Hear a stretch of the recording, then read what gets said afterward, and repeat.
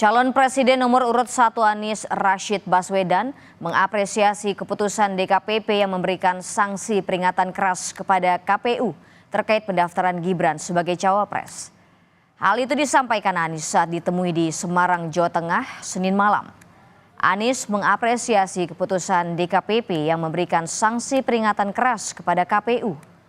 Menurut Anies, DKPP telah berani mengungkapkan kebenaran dan fakta sesungguhnya terkait pelanggaran kode etik yang dilakukan oleh KPU RI. Pengungkapan ini merupakan alarm bagi semua pihak untuk mewaspadai potensi pelanggaran dan kecurangan di pemilu. Ya, sebagai pengingat, ini adalah alarm. 9 hari lagi pemilu. Jangan sampai nanti di hari pemilu dan sesudah hari pemilu muncul masalah-masalah seperti ini lagi. Karena tidak ada yang bisa disembunyikan lagi. Yang tadi saya sampaikan, becik ke titik, olo ke toro. Jadi ini peringatan bagi semua, jangan sampai ada pelanggaran. Cawapres nomor urut 1 Muhaimin Iskandar juga angkat bicara soal putusan DKPP terkait pendaftaran Gibran Rakabuming Raka sebagai cawapres. Ia mengatakan putusan DKPP ini ada catatan hitam politik nasional setelah putusan Majelis Kehormatan MK.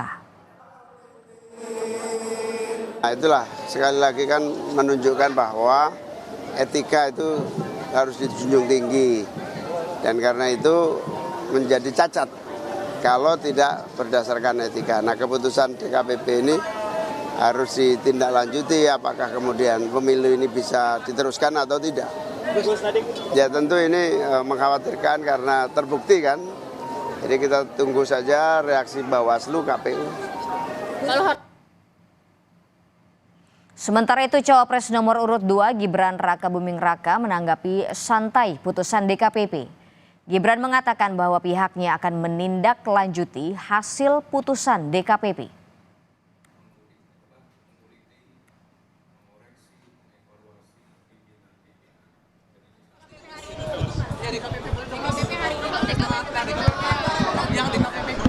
Ya nanti kami tindak lanjuti.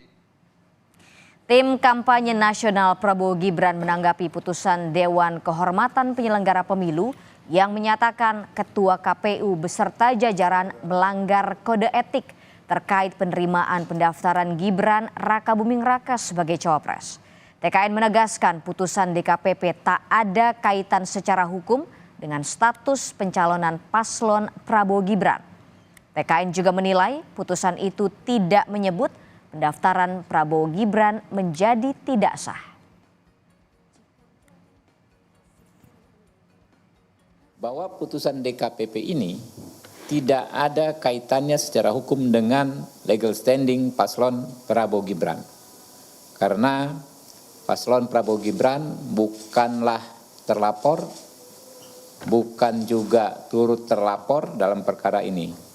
Dan putusan DKPP ini ya tidak menyebut pendaftaran Prabowo Gibran menjadi tidak sah.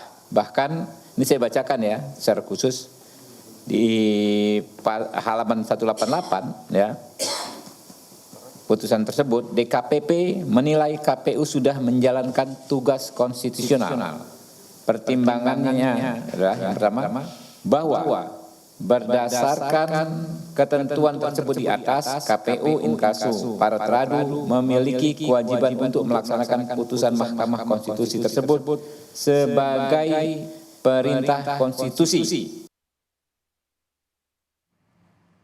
Calon Presiden nomor urut 3 Ganjar Pranowo menyebut putusan DKPP bahwa KPU RI melanggar etik terkait pendaftaran cawapres Gibran sebagai pelajaran bagi demokrasi.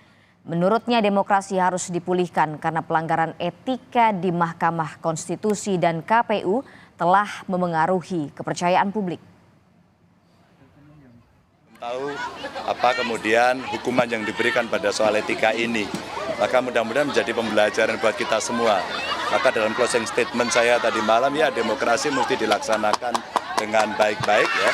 Tidak boleh ada yang mengangkangi demokrasi, prosesnya berjalan dengan baik dan lihatlah kalau MK-nya juga kena problem etika. terus kemudian KPU-nya kena etika. Apa yang kemudian bisa kita banggakan pada rakyat dari proses pemilu ini?